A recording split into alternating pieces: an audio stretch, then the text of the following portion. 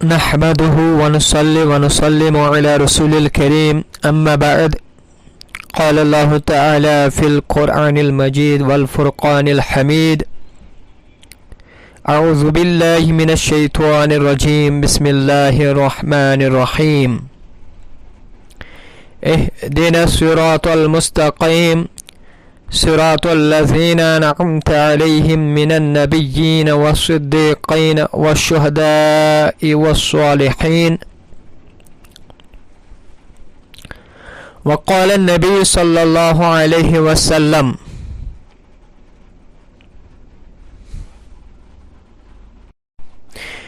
من يريد الله به خيرا يفقهه في الدين وإنما أنا قاسم والله يؤتي صدق اللہ العلی العظیم۔ آج ہم آپ لوگوں کے سامنے اس وجہ سے آئے ہیں کہ آپ لوگوں کے سامنے ایک مسئلہ مع ثبوت کے پیش کریں گے تاکہ آپ لوگ بھی اس بات سے آگاہی حاصل کر سکو گے کہ حقیقتاً میں معاملہ کیا ہے۔ اور آج کا جو موضوع ہے وہ موضوع ہمارا ہے کیا مکتبہ فکر دیوبند کے اکابرین بھی عید میلاد النبی صلی اللہ علیہ وسلم یا میلاد پاک کے قائل تھے یا اس کے مخالف تھے۔ سب سے پہلے ہم جس ہستی اور جس شخصیت کی بات کریں گے ان کا نام گرامی ہے حاجی امداد اللہ مہاجر مکی رحمۃ اللہ تعالی۔ آپ 1233 ہجری میں پیدا ہوئے تھے اور 1317 ہجری میں اس جہاں فانی سے رحلت کر گئے۔ چونکہ ہمارے ہاں یہ تصور پایا جاتا ہے کہ اکابرین دیوبند اہل میلاد یعنی میلاد منانے والے لوگوں دونوں میلاد پاک اور اس کے ماننے والے یا اس کے منانے والوں کو بدعت کہتے ہیں۔ آئیے ہم دیکھتے ہیں کہ حاجی امداد اللہ مہاجر مکی رحمۃ اللہ تعالی علیہ کا اس بارے میں اپنا کیا موقف تھا۔ تو حاجی امداد اللہ مہاجر مکی کا تعارف آپ لوگوں کو سب سے پہلے تھوڑا سا دے دیں گے تاکہ آپ لوگ بخوبی سمجھ سکو کہ ہم کس شخصیت کی بات کرتے ہیں۔ کیونکہ جو سرکردہ اکابرین تھے مکتبہ فکر دیوبند کے، جن میں مولانا قاسم نانوتوی، مولانا اشرف علی تھانوی، مولانا خلیل احمد امبیٹھی و دیگر جو مایہ ناز شخصیات تھی، ان لوگوں نے بیعت کی تھی حاجی امداد اللہ مہاجر مکی علیہ رحمہ کے دست پاک میں، یعنی یہ مرید بن گئے تھے، خلفاء تھے حاجی امداد اللہ مہاجر مکی کے۔ تو اس سے آپ لوگ بخوبی یہ سمجھ پا گئے کہ حاجی امداد اللہ مہاجر مکی رحمہم اللہ کا مرتبہ اور مقام کیا تھا، آپ کس بلند پایہ شخصیت کے مالک تھے۔ آپ نے اپنی ایک کتاب شمائم امدادیہ صفحہ نمبر 94 پہ لکھا ہے، میں آپ کو اسی کی عبارت پڑھ کر سناتا ہوں۔ عبارت ہے، ہمارے علماء مولود شریف میں بہت تنازع کرتے ہیں، تاہم علماء جواز کی طرف بھی گئے ہیں۔ جب صورت جواز کی موجود ہے پھر کیوں ایسا تشدد کرتے ہیں، اور ہمارے واسطے اتباع حرمین کافی ہے۔ البتہ وقت قیام کے اعتقاد تولد نہ کرنا چاہیے۔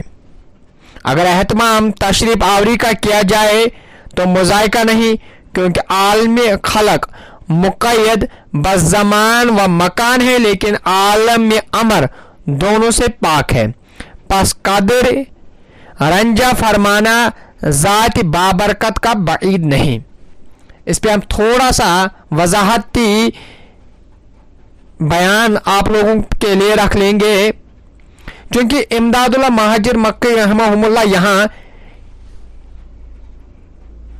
आसान लफ्जों में कहते हैं कि इसका जवाज है, यानी ये तो जायज़ अमल है। जब उलमा इसको जायज़ कहते हैं तो ये जायज़ बन गया, फिर क्यों कोई इसको नाजायज़ अमल कहे। हाँ, अगर लोग ये कहेंगे, इस यकीन और इस एतकाद पे हैं कि जहाँ पे भी हम ईद मिलाद की महफिल मुनक़द करेंगे वहाँ पे रसूल नाज़नीन सल्लल्लाहु अलैहि वसल्लम मौजूद होते हैं 100%, तो इस एतकाद को अपने दिल में नहीं रखना है। ये एतकाद सही नहीं है, ये अकीदा सही नहीं है, दुरुस्त नहीं है। हाँ, दुरुस्त ये है कि अगर आप ऐसा कहोगे कि हम जहाँ ईद मिलाद की महफिल मुनक़द करते हैं, अगर अल्लाह के रसूल सल्लल्लाहु अलैहि वसल्लम चाहे तो वहाँ पे अपनी तशरीफ़ आवरी ला सकते हैं। उनके लिए वहाँ अपना तशरीफ़ लाना नामुमकिन नहीं है। ये तो मुमकिनात में है, और इसकी दलील भी आपने खुद दी है। इसी किताब में एक जगह सफ़ा नंबर 87, सफ़ा नंबर 88 पे आप फरमाते हैं, मौलूद शरीफ तमाम अहले हरमैन करते हैं, इस कदर हमारे वास्ते हुज्जत काफ़ी है, और हज़रत रिसालत पना सल्लल्लाहु अलैहि वसल्लम का जिक्र कैसे मज़मूम हो सकता है। अलबत्ता जो ज़्यादतियाँ लोगों ने इख्तिरा की हैं न चाहिए। ये तो कहते हैं कि हमारे लिए तो यही काफ़ी है कि मक्का और मदीना के उलमाए किराम इस अमल को जायज़ करार दे रहे थे, इस अमल के मुतक़िद थे, वो इस अमल में खुद शिरकत करते थे। लिहाजा जब वो लोग इस अमल को करेंगे तो हमारे लिए ये दलील काफ़ी है। इसके बाद उन्होंने फरमाया कि अल्लाह के रसूल सल्लल्लाहु अलैहि वसल्लम की जिक्र करना, अरे ये तो सब जिक्रों से अफजल जिक्र है, तो इस जिक्र को कोई क्यों ऐसा कहे कि ये गुनाह की जिक्र है, नाउज़ु बिल्लाह मिन ज़ालिका।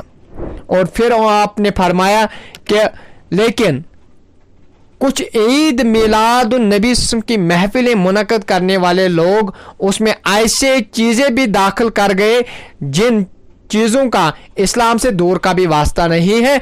ऐसे चीज़ों को, ऐसे उन जो हम अमल करते हैं वहाँ पे कुछ गलत अमाल, उन अमाल को इस अमल से दूर रखना होगा। आपकी एक छोटी सी किताब भी है, उस पे आप अपना मौक़िफ़ खुले लफ्ज़ों में बयान करते हैं। लिखते हैं, फ़कीर का मशरब यह है कि महफिल मौलूद में शरीक होता है, बल्कि बरकत का ज़रिया समझकर हर साल मुनक़द करता हूँ और क़याम में लुत्फ़ और लज़्ज़त पाता हूँ। जो लोग मीलाद की महफिल को बिदअत मज़मूमा कहते हैं, खिलाफ़ शरअ कहते हैं कि मैं खुद इसका जवाज़ ही आप लोगों को नहीं कहता हूँ, बल्कि ये भी कह रहा हूँ कि ये अमल मैं खुद भी करता हूँ। मैं इस अमल में, यानी जहाँ महफिल मीलाद मुनक़्क़द होती है वहाँ पे खुद जाकर उसमें शिरकत करता हूँ। शिरकत इस वजह से करता हूँ कि मेरा यकीन और मेरा ईमान इस चीज़ पे है कि ये अमल जो मैं करता हूँ, यानी शिरकत महफिल मीलाद में, इस अमल में बरकत है और हर साल में ये अमल करता रहूँ। और इस अमल में, इस महफिल में जाने के लिए जो वहाँ पे खड़े होकर अल्लाह के रसूल पे सलाम हम पढ़ते हैं, उसमें सबसे ज़्यादा लुत्फ़ और सबसे ज़्यादा पसंदीदा अमल वो मेरे लिए है। यानी मैं उसको सबसे ज़्यादा अच्छा अमल तस्वुर करता हूँ जब खड़े होकर हम वहाँ पे सलाम अल्लाह के रसूल सल्लल्लाहु अलैहि वसल्लम पे पढ़ते हैं, और इसमें मेरे लिए एक लज़्ज़त भी है। और फिर आप अपना मौक़िफ़ इस طریقے بھی واضح کرتے ہیں کہ لوگوں کو نہیں چاہیے کہ محفل میلاد کو بدعت کہیں یا اس کو کہیں کہ یہ شریعت میں نہیں ہے یا اس کو کہیں کہ اس کی دلیل نہیں ہے. اگر لوگ اس کو ایسا کہیں گے, اس کو شریعت سے دور کریں گے, اس کو اللہ کے رسول صلی اللہ علیہ وسلم سے جدا کریں گے, اس کو بدعت قرار دے دیں گے, تو کیا ہے, وہ سب لوگ جو یہ کہیں گے وہ سب لوگ شریعت کے خلاف خود جا رہے ہیں, کیونکہ میلاد کا ذکر شریعت میں ہے, اور جو اس کو شریعت سے نکالے گا وہ شریعت سے خود باہر ہو جاتے ہیں, یعنی وہ شریعت سے دور خود بات کرتے ہیں. امید ہے آپ لوگوں کو یہ ہمارا ویڈیو آج کا پسند آیا ہوگا, اور اگر آپ پسند آیا ہوگا تو اس ویڈیو کو لائک کرنا اور ہمارے چینل کو سبسکرائب کرنا.